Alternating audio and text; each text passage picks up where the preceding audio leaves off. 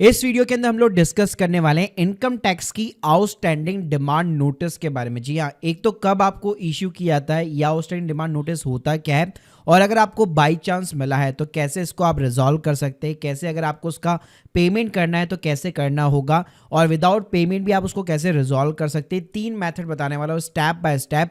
और अगर आपने टाइम के ऊपर उसको पे नहीं किया तो कितना इंटरेस्ट और पेनल्टी आपका लगेगा, तो सारी जानकारी दूंगा एक ही वीडियो के अंदर। तो प्लीज पूरा वीडियो यहाँ पे जरूर देखिएगा। और गाइस, वीडियो को शुरू करने से पहले बताना चाहूंगा, अगर आप प्रोफेशनल टैक्स एक्सपर्ट के थ्रू अपने इस टाइप के नोटिस को रिजॉल्व कराना चाहते हैं बहुत ही अफोर्डेबल कॉस्ट के ऊपर प्रीमियम कंसल्टेंसी के साथ, link in the description box, और आप हमारे 1700 से भी ज्यादा रिव्यूज को चेकआउट कर सकते हो। पहले बात करते हैं कि ये आउटस्टैंडिंग डिमांड आखिर होती क्या है। तो ये एक टाइप का नोटिस होता है इनकम टैक्स डिपार्टमेंट से, जो आपको इंटीमेशन लेटर के थ्रू भेजा जाता है। मतलब आप यहाँ पे जब भी इनकम टैक्स रिटर्न फाइल कर देते हैं तो आपका जो भी असेसमेंट ईयर होता है उसका एक इंटीमेशन लेटर प्रोसेस होके इश्यू किया जाता है। तो जब भी आप अपने व्यू फाइल रिटर्न सेक्शन के अंदर जाएंगे, कोई भी आप अपना असेसमेंट ईयर चूज कर लीजिए, यहाँ पे नीचे की साइड में आप देख सकते हैं आपको हमेशा एक इंटीमेशन लेटर मिलता है। साथ में यहाँ पे आपको स्टेटस भी दिखा देगा कि जैसे यहाँ पे आप देख सकते हैं process with the demand due लिखा हुआ आ रहा है, तो हमेशा आपको इस इंटीमेशन लेटर को डाउनलोड करना चाहिए। तो ये इंटीमेशन लेटर अगर आप जनरली देखेंगे तो आपको ये रेड कलर के अंदर देखने को मिलता है, और बकायदा आपको ईमेल और एसएमएस अलर्ट भी यहाँ पे भेजा जाता है। अब बात करते हैं कि ये जो डिमांड लेटर होता है रेड कलर का, आखिर वो जनरेट क्यों होता है। तो उसके ना 3 से 4 रीजन हो सकते हैं।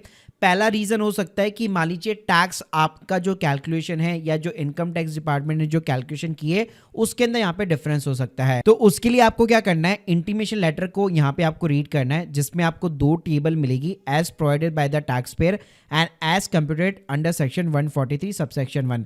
तो इन दोनों टेबल के बीच में अगर कहीं पे भी कोई भी डिफरेंस होता है तो समझ लीजिए वहां पे उसकी वजह से आपका यहाँ पे जो टैक्स का डिमांड लेटर है वो जनरेट हुआ है। जैसे यहाँ पे अगर आप स्क्रीन के सामने देखोगे तो आप देख सकते हो यहाँ पे जो टैक्स की कैलकुलेशन है उसके अंदर एक मेजर डिफरेंस आ रहा है, जिसकी वजह से ये डिमांड लेटर यहाँ पे इशू हुआ है। तो ऐसे कई बार क्या होता है कि मान लीजिए आपने टैक्स का पेमेंट तो कर दिया, लेकिन आईटीआर के अंदर आपने बीएसआर कोड चालान की डिटेल्स ऐड नहीं की, तो उस केस में भी आपको डिमांड नोटिस यहाँ पे इश्यू हो सकता है।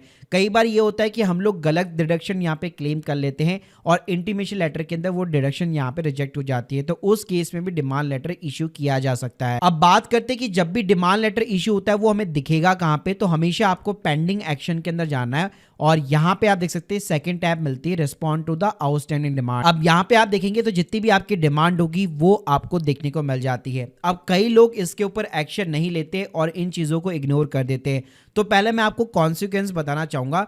एक तो यहाँ पे जो भी डिमांड होगी जब तक वो क्लियर नहीं होगी, आपका हर महीने 1% का इंटरेस्ट रेट ऐड होता जाएगा।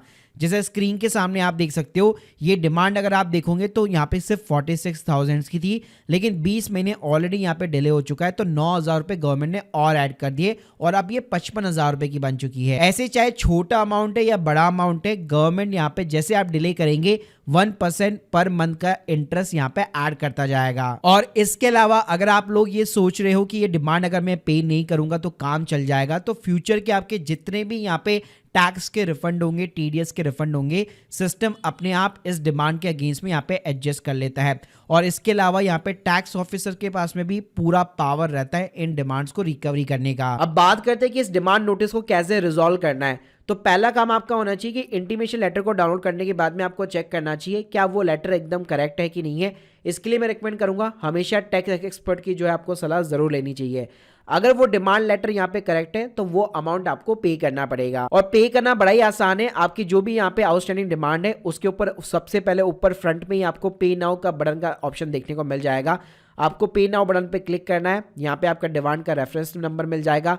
कंटिन्यू बटन के ऊपर क्लिक कीजिए, यहाँ पे आपका टैक्स अमाउंट आ जाता है, और सिंपली जैसे हम लोग चालान पे करते हैं वैसे आप ये पे कर सकते हैं। अब आप देखेंगे आपके पास में वेरियस ऑप्शन होते हैं पेमेंट करने के। आप नेट बैंकिंग, डेबिट कार्ड, या अगर यूपीआई के थ्रू करना चाहते हैं तो यहाँ पे आपको पेमेंट गेटवे की भी ऑप्शन देखने को मिल जाते हैं। इसके बाद में जैसे आपका एक पीडीएफ जनरेट होगा जिसके अंदर आपका बीएसआर कोड, चालान नंबर वगैरह ये डिटेल्स यहाँ पे मेंशन होती है। अब यहाँ पे वापस आपको जो है आउटस्टैंडिंग डिमांड के ऊपर आना पड़ेगा। यहाँ पे आपको सिंपली सबमिट रिस्पॉन्स करना है, और डिमांड इज करेक्ट करके यहाँ पे आपने ऑलरेडी पे कर दिया है, तो आपको अपनी चालान की डिटेल्स यहाँ पे अटैच करके अपना रिस्पॉन्स जो है आप यहाँ पे सबमिट कर सकते हो। अब बात करते हैं अगर आपकी डिमांड यहाँ पे करेक्ट नहीं है और अगर आप पे नहीं करना चाहते तो उस केस में आपके पास में क्या ऑप्शन है।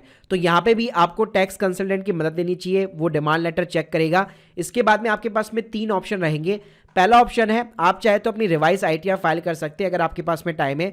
मान लीजिए आपने करंट असेसमेंट ईयर की आईटीआर फाइल की है, आपको डिमांड नोटिस वगैरह इशू हो चुका है, लेकिन स्टिल अगर आपके पास में टाइम है, ड्यू डेट यहाँ पे नहीं गई है, तो आप रिवाइज आईटीआर को यहाँ पे फाइल कर सकते हैं। अब रिवाइज आईटीआर कैसे फाइल की जाती है मैंने पूरा एक सेपरेट वीडियो यहाँ पे बना रखा है, लिंक दे दूंगा डिस्क्रिप्शन बॉक्स में। सेकंड ऑप्शन आपके पास में ये रह सकता है कि आप एक रेक्टिफिकेशन आईटीआर भी फाइल कर सकते हैं। यहाँ पे रेक्टिफिकेशन के अंदर बेसिकली जो है मैंने एक सेपरेटली अलग से वीडियो बना रखा है, लेकिन ध्यान रखिएगा रेक्टिफिकेशन में आपके अमाउंट्स वगैरह ज़्यादा चेंज नहीं होते, तो वहाँ पे भी कुछ कंडीशंस एप्लीकेबल होती है। इसके अलावा जो लास्ट ऑप्शन आपके पास में होता है कि आप आउटस्टैंडिंग डिमांड के ऊपर सिंपली रिमार्क्स के साथ में एक रेस्पॉन्स को यहाँ पे सबमिट कर सकते हैं। रिमार्क्स को यहाँ पे सबमिट करने के लिए अगेन यहाँ पे आउटस्टैंडिंग डिमांड पे आपको आना पड़ेगा। यहाँ पे आपको सबमिट रेस्पॉन्स का ऑप्शन देखने को मिल जाएगा। मान लीजिए अगर आप डिसएग्री करते हैं तो यहाँ पे आपको रीजन डालना है प्रॉपर तरीके से।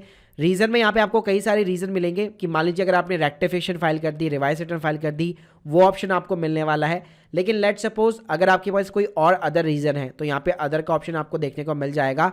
आपको सिंपली अप्लाई नाउ बटन पे क्लिक करना है, यहाँ पे अदर ऑप्शन के ऊपर क्लिक करना है। जितना अमाउंट आप पे नहीं कर रहे वो अमाउंट यहाँ पे आपको डालना है, और आप लोगों का यहाँ पे जो भी जस्टिफिकेशन है, जो भी प्रॉपर रिमार्क्स है, वो सिंपली तरीके से यहाँ पे आपको सबमिट करना होगा।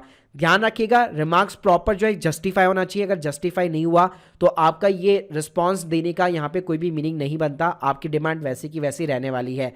तो यहाँ पे मैं रिकमेंड करूंगा अगर आप यहाँ पे डिमांड लेटर आपका करेक्ट नहीं है तो कंसल्ट जरूर करें टैक्स एक्सपर्ट के साथ में, और अपने तीनों ऑप्शन को यहाँ पे आप अवेल कर सकते हैं। तो गाइस इस तरह से आप अपने डिमांड नोटिस को रिजॉल्व कर सकते हैं, और हमेशा पेमेंट करने के पहले एक एक्सपीरियंस टैक्स एक्सपर्ट को यहाँ पे जरूर कंसल्ट कीजिए। हो सकता है आपका डिमांड यहाँ पे गलत जनरेट हुआ हो। बाकी गाइस अगर आप टैक्स कंसल्टेंसी यहाँ पे बुक करना चाहते हैं, link in the description box. आप लोग के जो भी सवाल है कमेंट बॉक्स के अंदर जरूर बताइएगा। Thank you guys, thank you very much.